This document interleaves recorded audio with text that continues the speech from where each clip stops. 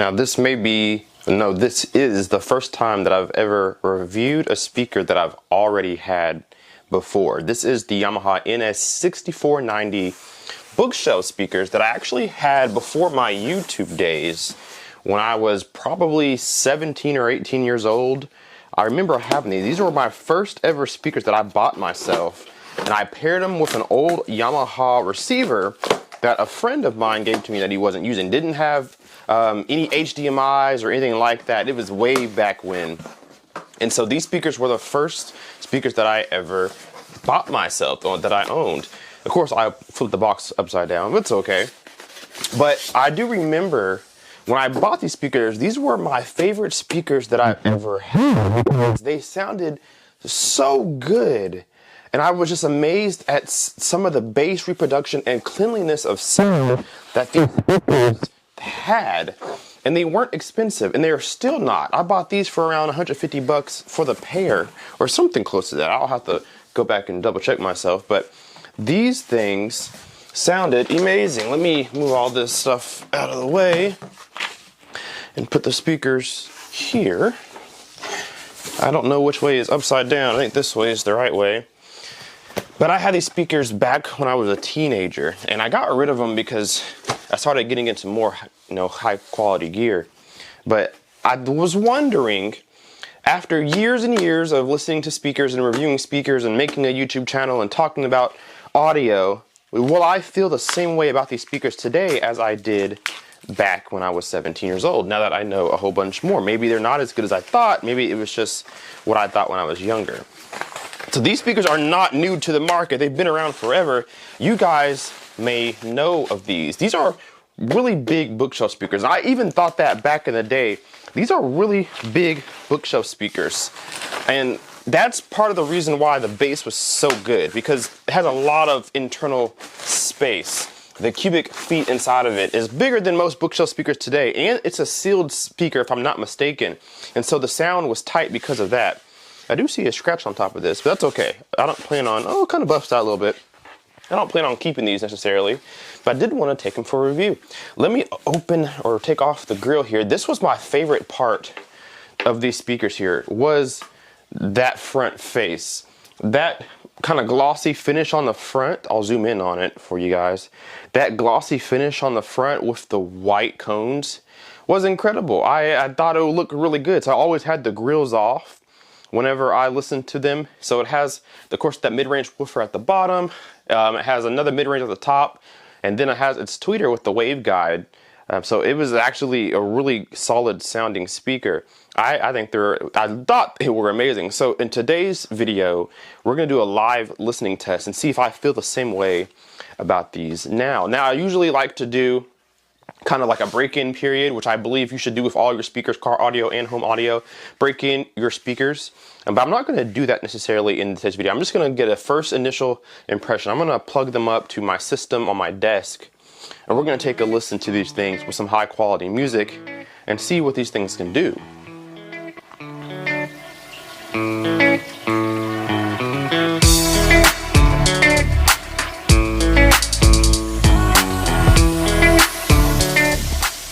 Before we put them to the listening test, I do want to share you guys some specifications that these have, because you're probably wondering. So Yamaha calls this a 3-way acoustic suspension speaker system. So it has 3 different dedicated drivers. The biggest woofer at the bottom is an 8-inch speaker. The other mid-range in the top left corner is a 4-inch mid-range. And then the tweeter is a 7/8 inch balanced dome tweeter. So the overall frequency response of this is 45 hertz up to 23 kilohertz, and that's actually really nice. A sealed cabinet like this, usually you don't get a really low bass presence, but like I said, they had really nice tight bass, even being a sealed cabinet. So down to 45 hertz, maybe even a little bit better in-room response. These are 8 ohms impedance, so they can be powered by any, literally any amplifier or receiver out there. They have a sensitivity of 90 dB, so they're not too terrible to drive. I've seen some better efficient speakers out there, but these aren't too bad. And they have a RMS input of 70 watts, 140 watts maximum. If you're wondering how big these are, because they are kind of large for a bookshelf speaker, they are 10.5 by 16 by 13.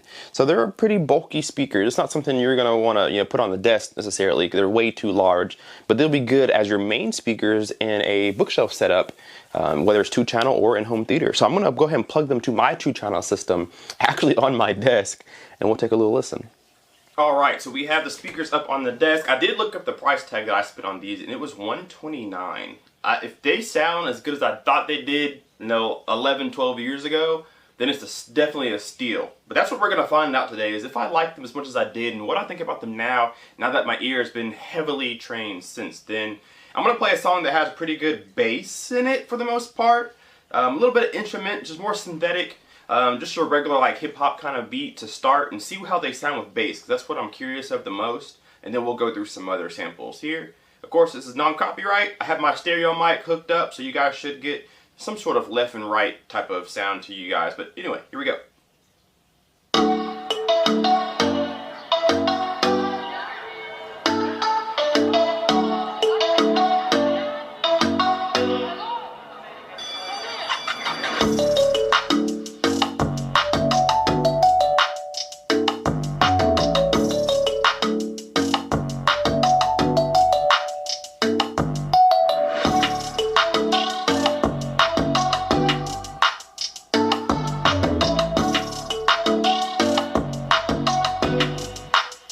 Alright, two things I've already figured out right off the bat. Number one is that these speakers are very much on the warm side, by far. I've had a lot of different speakers up on the desk.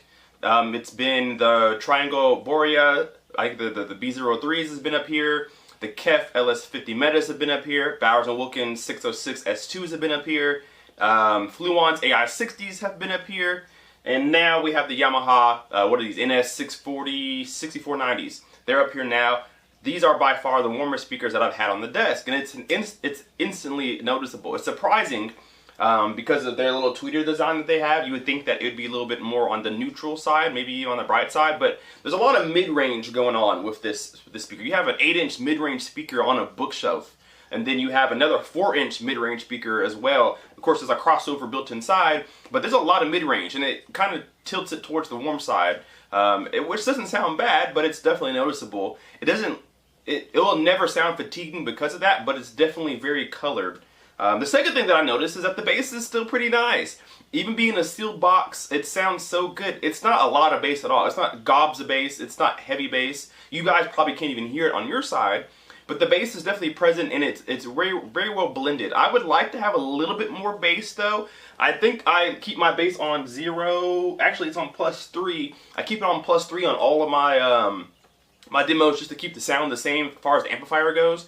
But I would like to see more bass out of this thing. Being an 8-inch speaker, regardless of being sealed, I would like to see a little bit more. It does dig pretty deep though. Let's go to a different one here.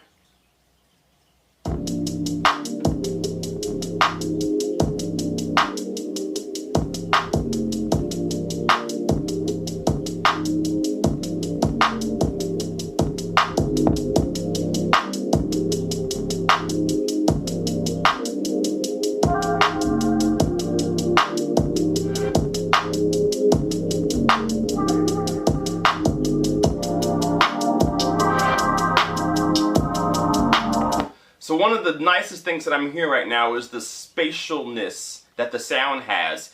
Like I always say with my speakers on my desk, it's not a very wide setup. There's not a lot of space between left and right, but that really shows off how good a speaker is if they can still give you a big stereo image. And this has a huge stereo image actually. It plays a lot wider than how I have them set up. This has a little more bass to it than the previous song. And the same complaint again, I wish I had just a little bit more bass output with something this big of a bookshelf speaker. It would almost benefit from having them pressed against the wall, or even, if they were ported, if they had a ported option, that might even sound pretty good too, with maybe a smaller driver. I wish I had just a little bit more bass, but the bass does sound incredibly clean. Now, I mentioned to you guys 70 watts RMS is the power handling. I do remember back when I had these speakers that they did not like a lot of power at all. You don't really want to feed them more than a receiver worth of power. This is getting 50 watts RMS, and it seems to like it and doesn't want too much more. It's not like we're not playing at a very loud volume, and I wouldn't play these at a very loud volume. Honestly, they just do not like a lot of power. The same thing back in the day, same thing now. Let's go do something a little more artistic. Let's see what we have here.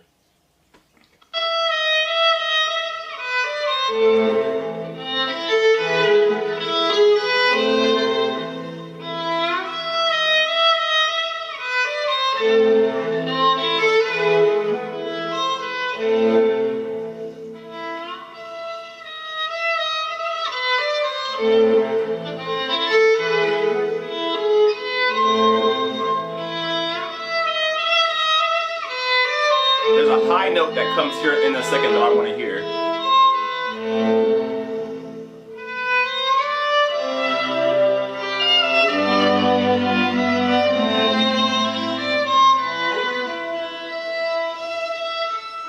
There it is. So this song, everybody knows the song, whether you're a music hater or not. You've heard this many different places, many times before. I like this song for these speakers because I wanted to see what it does when you have a song that stays in that higher range. Because like I said, these are very warm, so I wanted to see how they sounded with a song like this, because this song can be very bright. Again, a very warm sound to this, which takes away from the music. And you can kind of tell, this is where you start to understand that these are inexpensive speakers, because when you have instruments like a violin like this, there's a really lifted, airy sound that a violin carries. Violins linger in the air because they're really high registered instruments. And with these speakers, you can hear the inexpensiveness of the speaker. And what I mean is that it sounds very, very hollow, especially when you play it at a louder volume, especially on this song. When it got really loud and the crescendo came and it got a little bit faster and the piano started to play behind it and stuff, you can really hear the box, the speaker box itself. A lot of hollow resonance coming through. Just didn't sound too good, to be honest with you. Let's try something different. Let's go to something with some voices. I'm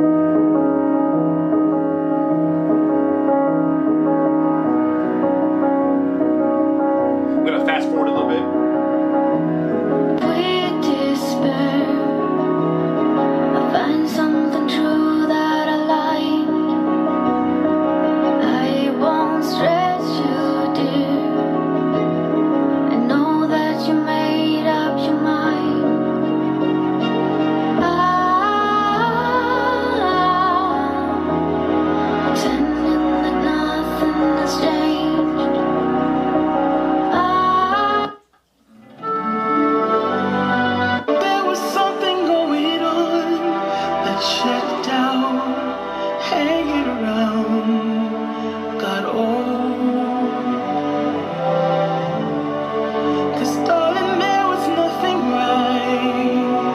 So those two songs had a female voice and a male voice, and both had the same problem.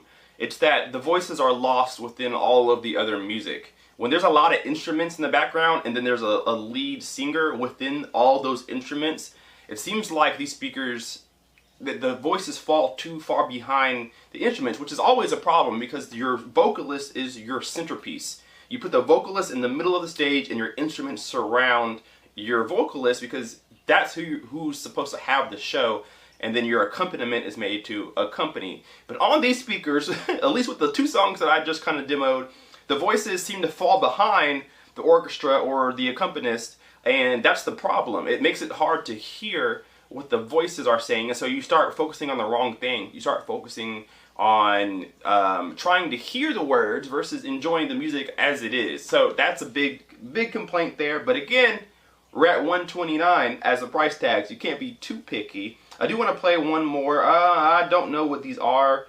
I will go with this one. This one's another hip-hop beat, just to kind of see how it handles mid-bass.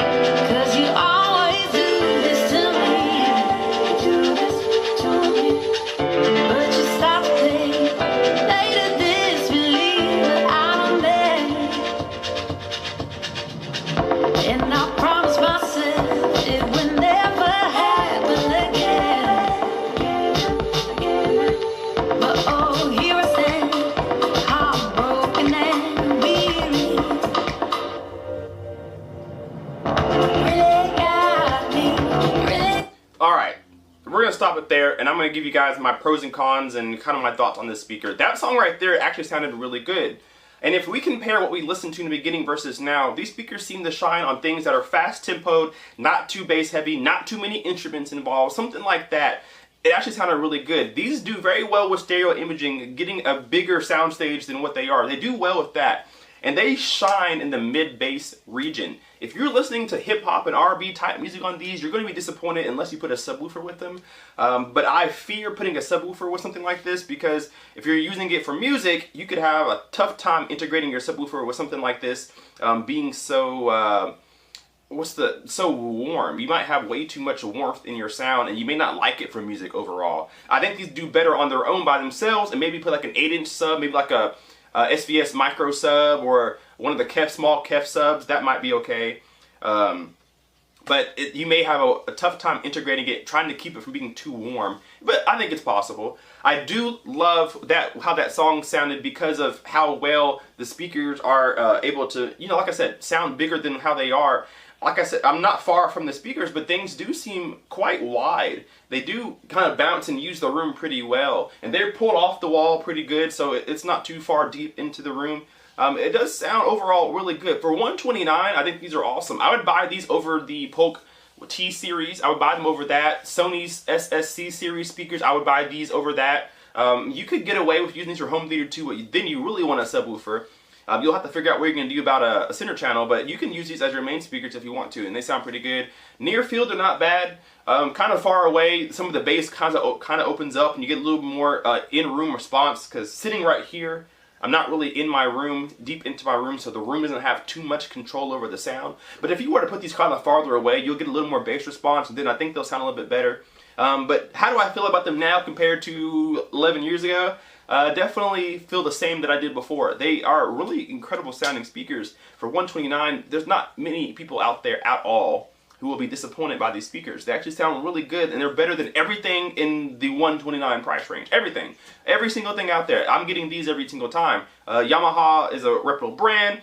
These things I had forever, and they lasted forever. They're kind of bulky and big, but they're not necessarily ugly. Being as big as they are, they're not very heavy. So they're easy to maneuver if you're somebody who wants to use these on the go or constantly changes their setup around, whatever. They're not very heavy. They are kind of big, but they do look aesthetically nice, I would say. Grills on and grills off, they look alright. So I do like these speakers. They're like 4.5, 5 stars on Amazon. I think that's fair. I think they sound really, really good for the price tag. I actually have no complaints based off the price that I paid for them. But I do want to be honest in case you guys have too high expectations. You may disappoint yourself trying to critique these too much. And so I tried to critique the mess out of them, but overall, for $129, there's not much of anything out there that's better than these. So I liked them back when I was 17. I like them now. They are really good for a sealed, oversized bookshelf speaker from way back when. And that's why they're still selling these things right now. So with that being said, guys, leave me a comment down below and let me know, are there any speakers out there that are old that you want me to bring back and review in today's time? A Bose, old KEF, old Bowers & Wilkins.